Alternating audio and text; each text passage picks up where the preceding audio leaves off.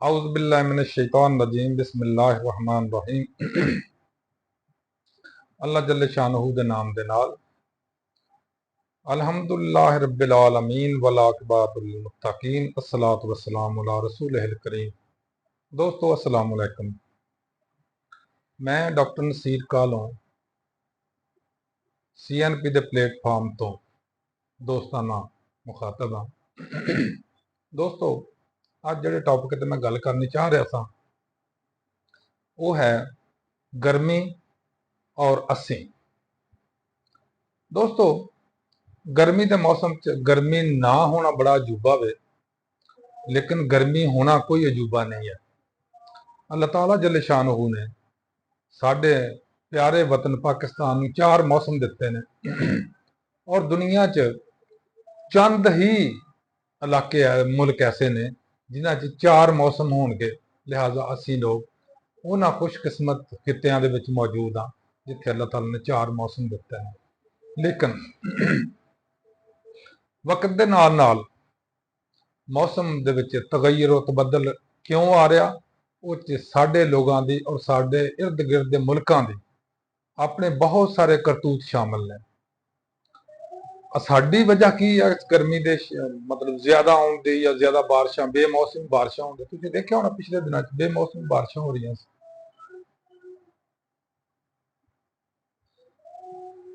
उसदी वजह माहौलियाती तब्दीली आ। माहौलियाती तब्दीली किहड़ियां चीज़ां नाल आ रही है? एक तो साडे इर्द गिर्द खसूसन इंडिया के अंदर जिहड़ी फजाई आलूदगी हो रही आ उहदे असरात ने, साडे अपनी वजूहात ने जिहदे नाल फजाई आलूदगी हुंदी आ, जिस च मोटर वहीकल्स बहुत ज़्यादा ने, बहुत ज़्यादा मोटर वहीकल्स ने। उस तो इलावा इंसानां दी आबादी बड़ी तेज़ी नाल वध रही आ। उस तो इलावा फैक्ट्रियां दा धुआं वा बेवहा, और इन्हां तो इलावा बहुत अहम चीज़ जिहड़ी आ वो है साडे दरख्त कट्टे जाण दे या शजरकारी ना होना। जदों ये माहौल दे विच ये तब्दीलियां आ जांदियां ने ते मौसम दे विच भी तब्दीलियां आउंदियां जिहड़ियां साडे च आ रहीआं ने। लेकिन अगर गौर किया जाए तो ये जदों ये सारी चीज़ां नहीं सन मौजूद, गर्मी तो उदों भी है सी। दूसरा इशू जिहड़ा आ जांदा कि उस दौर च जदों मैं जवान सा या जदों मेरे दौर के लोग जवानी च सन, उस दौर च साडे च बर्दाश्त बहुत सी। हुण भी तुसीं देखोगे पुराने बजुर्ग जिहड़े ने उन्हां च गर्मी और सर्दी दोनों की बर्दाश्त बनिस्बत मुंडियां कुड़ियां ते ज्यादा वे। उहदी एक वजह वे कि इस गर्मियां विच गर्मी होना भी अल्लाह ताला दी एक रहमतां चो रहमत है, नेमतां चो नेमत आ, और सर्दियां विच सर्दी होना भी अल्लाह ताला दी मेहरबानी चो मेहरबानी है। लेकिन साडी मुसीबत यह आ कि साडे पब्लिक दा एक जहन बन गया वा या एक मुहावरा ही बन गया वा कि सर्दी आ जानी तो मर गए सर्दी आ गई, मर गए सर्दी आ गई, गर्मी आ गई मर गए गर्मी आ गई। बई अपने आप च बर्दाश्त पैदा करो। हुण जिहड़े लोग सर्दियां नूं हीटर सारा दिन ला के रखणगे उन्हां नूं तो सर्दी बहुत लगेगी, ते जिहड़े लोग मजदूरी करते हैं या काम करते हैं, काम करते बंदे नूं कोई सर्दी भी नहीं लगती।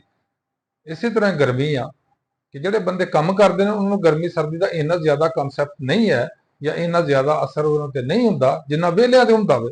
जिन्ना एसी चों निकलना, एसी गड्डी च बहना, एसी स्टोर ते चले जाना, एसी ऑफिस चले जाना, वो तो फिर इस तरह ही वापस एसी दे विच रहना, उन्हां वास्ते गर्मी बड़ी है। लेकिन अगर थोड़ा जिहा सोचण लोग जिहड़े हाई स्टैंडर्ड लोग ने कि ये थोड़ा जिहा एसी का इस्तेमाल घट कर लैण ते गर्मी भी आटोमैटिकली उन्हां दी घट हो जाएगी। ये एक पहलू से। दूसरे पहलू ते आ जाने कि गर्मी तो बचन वास्ते की करना चाहिए। दोस्तों नंबर 1, गर्मी तो जिहड़े मजदूर लोग गर्मी च काम करते हैं असीं उन्हां नूं मना तो कर ही नहीं सकते कि तुसीं गर्मी च काम ना करो। अगर वो गर्मी च काम नहीं करनगे तो खाणगे की? तुक्के बेचारे की खाणगे? लेकिन उन्होंने गर्मी च काम करना पैंदा। नंबर 1, गर्मी तो बचन वास्ते तुसीं ये करो कि सिर नूं ढांप के रखो, अपनी गर्दन नूं ढांप के रखो।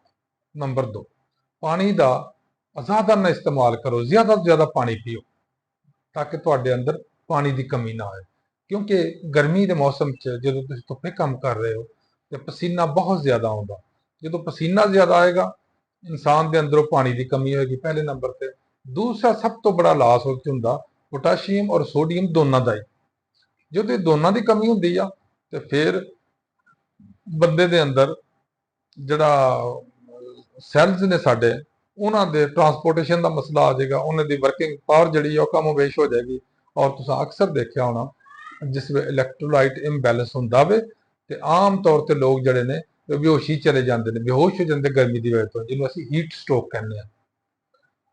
ਇਸ ਵਾਸਤੇ ਇਹਤਿਆਤ ਕਰ ਲਓ ਥੋੜੀ ਜਿਹੀ ਕਿ ਆਪਣੇ ਜਿਸਮ ਨੂੰ ਖੁਸੂਸਨ ਗਰਦਨ ਨੂੰ ਸਿਰ ਨੂੰ ਧੁੱਪ ਤੋਂ ਬਚਾ ਲਓ, ਟੋਪੀ ਪਾ ਕੇ ਪਾ ਲਓ, ਜਾਂ ਤੁਸੀਂ ਇੱਕ ਜਿਸ ਤਰ੍ਹਾਂ ਪੁਰਾਣੇ ਜ਼ਮਾਨੇ ਸਾਡੇ ਬਜ਼ੁਰਗ ਜਿਹੜੇ ਸਨ ਉਹ ਸਿਰ ਤੇ ਅਕਸਰ ਕੱਪੜਾ ਬੰਨ੍ਹ ਕੇ ਰੱਖਦੇ, ਪਗੜੀ ਬੰਨ੍ਹ ਕੇ ਰੱਖਦੇ ਹੁੰਦੇ ਸੀ। ਉਹਦੀ ਵਜ੍ਹਾ ਕੀ ਸੀ? ਸਿਰ ਨੂੰ ਗਰਮੀ ਤੋਂ ਬਚਾਓ। ਦੂਸਰੇ ਜਿਸਮ ਦੀ ਖੈਰ ਹੁੰਦੀ ਹੈ, ਅਗਰ ਸਿਰ ਔਰ ਗਰਦਨ ਤੁਸੀਂ ਗਰਮੀ ਤੋਂ ਬਚਾ ਲੈਂਦੇ ਹੋ ਨਾ ਤੇ ਕਾਫੀ ਹੱਦ ਤੱਕ ਆਪਣੇ ਆਪ ਨੂੰ ਬਚਾਇਆ ਜਾ ਸਕਦਾ। ਦੂਸਰਾ ਮਸਲਾ ਪਾਣੀ ਦੀ ਕਮੀ। ਪਾਣੀ ਦੀ ਕਮੀ ਨੂੰ ਤੁਸੀਂ ਇਸ ਤਰ੍ਹਾਂ ਪੂਰਾ ਕਰ ਸਕਦੇ ਹੋ, ਪਾਣੀ ਜ਼ਿਆਦਾ ਪੀਓ। ਤੀਸਰੇ ਨੰਬਰ ਤੇ ਜਿਹੜਾ ਮਸਲਾ ਆਉਂਦਾ ਉਹ ਹੈ ਇਲੈਕਟ੍ਰੋਲਾਈਟਸ ਇੰਬੈਲੈਂਸ। ਉਹਦਾ ਤੁਸੀਂ ਹੱਲ ਇਹ ਕਰੋ ਕਿ ਸਕੰਜਵੀ ਦਾ ਜ਼ਿਆਦਾ ਇਸਤੇਮਾਲ ਕਰੋ। ਨਮਕੀਆਤ ਉਹਦੇ ਨਾਲ ਜਾਣਗੇ, ਪਾਣੀ ਵੀ ਜਾਏਗਾ ਔਰ ਥੋੜੀ ਬਹੁਤੀ એનર્ਜੀ ਵੀ ਜਾਏਗੀ, ਤੁਹਾਡੀ ਤਵਾਨਾਈ ਵੀ ਹੋਏਗੀ। ਲਿਹਾਜ਼ਾ ਅਗਰ ਤੇ ਇਹ ਅਸੀਂ ਕਰ ਲਿਆ ਇਹ ਬਹੁਤ ਅੱਛੀ ਬਾਤ ਆ, ਇਹਦੇ ਨਾਲ ਤੁਹਾਨੂੰ ਡਾਕਟਰ ਕੋਲ ਨਹੀਂ ਜਾਣਾ ਪਏਗਾ।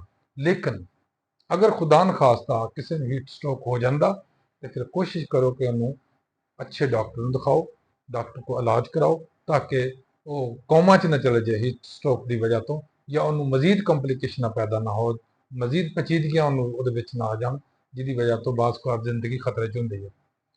ਔਰ ਇਹ ਵਾਕਿਆਤ ਹੀਟ ਸਟ੍ਰੋਕ ਤੇ ਅਕਸਰ ਤੁਸੀਂ ਦੇਖੇ ਹੋਣਗੇ ਸਾਡੇ, ਅੱਲਾਹ ਦਾ ਸ਼ੁਕਰ ਹੈ ਕਿ ਸਾਡੇ ਇਲਾਕੇ 'ਚ ਬਹੁਤ ਕੰਮ ਹੁੰਦਾ ਹੈ ਕਿਉਂਕਿ ਸਾਡੇ ਪਾਣੀ ਦੀ ਫਰਾਮਾਨੀ ਆ। ਜਿਹੜੇ ਇਲਾਕੇ ਜਿੱਥੇ ਪਾਣੀ ਦੀ ਸਕੈਰਸਨੈਸ, ਪਾਣੀ ਬਹੁਤ ਕਮ ਮਿਲਦਾ ਹੈ, ਮਸਲਨ ਥਾਰ ਹੈ ਸਾਡੇ, ਆਪਣੇ ਦੂਸਰਾ ਆਪਣੇ ਰਹੀਮ ਯਾਰ ਖਾਨ ਦਾ ਇਲਾਕਾ, ਚੋਲਿਸਤਾਨ ਹੈ, ਇਹਨਾਂ ਇਲਾਕਿਆਂ 'ਚ ਪਾਣੀ ਦੀ ਕਮੀ ਹੁੰਦੀ ਹੈ। ਉੱਥੇ ਅਕਸਰ ਲੋਕ ਹੀਟ ਸਟ੍ਰੋਕ ਦਾ ਸ਼ਿਕਾਰ ਹੁੰਦੇ ਨੇ। ਔਰ ਇਹੀ ਵਜ੍ਹਾ, ਜਿੱਥੇ ਪਾਣੀ ਦੀ ਕਮੀ ਹੁੰਦੀ ਹੈ ਉੱਥੇ ਇਨਸਾਨ ਸਿਰਫ ਨਹੀਂ ਬਲਕਿ ਹੈਵਾਨ, ਜਾਨਵਰ, ਪਰਿੰਦੇ ਵੀ ਬਹੁਤ ਸਾਰੇ ਵਿਚਾਰੇ ਜਾਨ ਤੋਂ ਜਾਂਦੇ ਰਹਿੰਦੇ, ਮਰ ਜਾਂਦੇ ਨੇ। ਉਹਨਾਂ ਦਾ ਇਕਤਸਾਦੀ ਨੁਕਸਾਨ ਵੀ ਹੁੰਦਾ, ਜਾਨੀ ਨੁਕਸਾਨ ਵੀ ਹੁੰਦਾ। ਦੋਸਤੋ, ਮੈਂ ਇਹੀ ਗੁਜ਼ਾਰਿਸ਼ਾਤ ਕਰਨੀ ਚਾਹ ਰਿਹਾ ਸਾਥੀਆਂ ਨੂੰ ਕਿ ਸਰਦ ਗਰਮੀ ਤੋਂ ਬਚਣ ਦੀ ਕੋਸ਼ਿਸ਼ ਕਰਨੀ ਚਾਹੀਦੀ ਹੈ, ਲੇਕਿਨ ਤੁਸੀਂ ਆਪਣੇ ਆਪ ਨੂੰ ਇੰਨਾ ਨਾਜ਼ੁਕ, ਇੰਨਾ ਨਰਮ ਔਰ ਇੰਨਾ ਕਮਜ਼ੋਰ ਨਾ ਬਣਾ ਲਓ ਕਿ ਗਰਮੀ ਨੂੰ ਤੁਸੀਂ ਕੋਪ ਹੀ ਨਾ ਕਰ ਸਕੋ। ਲਿਹਾਜ਼ਾ ਖਾਓ ਪੀਓ ਅੱਛਾ, ਪਾਣੀ ਦਾ ਮਿਕਦਾਰ ਅੱਛੀ ਰੱਖੋ ਔਰ ਕੋਸ਼ਿਸ਼ ਕਰੋ ਕਿ ਬਿਹਤਰੀਨ ਮਸ਼ਰੂਬ ਜਿਹੜਾ ਉਹ ਇਸ ਮੌਸਮ ਦੇ ਵਿੱਚ ਜਾਂ ਤੇ ਲੱਸੀ ਹੁੰਦੀ ਹੈ ਤੇ ਜਾਂ ਫਿਰ ਸਕੰਜਵੀ ਹੁੰਦੀ ਆ। ਇਸ ਦੀ ਬਜਾਏ ਕਿ ਬੋਤਲਾਂ ਪੀ ਕੇ ਮਜ਼ੀਦ ਕੰਸਨਟ੍ਰੇਸ਼ਨ ਅੰਦਰ ਹੁੰਦੀ ਹੈ, ਮਜ਼ੀਦ ਪਿਆਸ ਲੱਗਦੀ ਹੈ ਔਰ ਬੰਦੇ ਦੀ ਪਿਆਸ ਨਹੀਂ ਬੁਝਦੀ।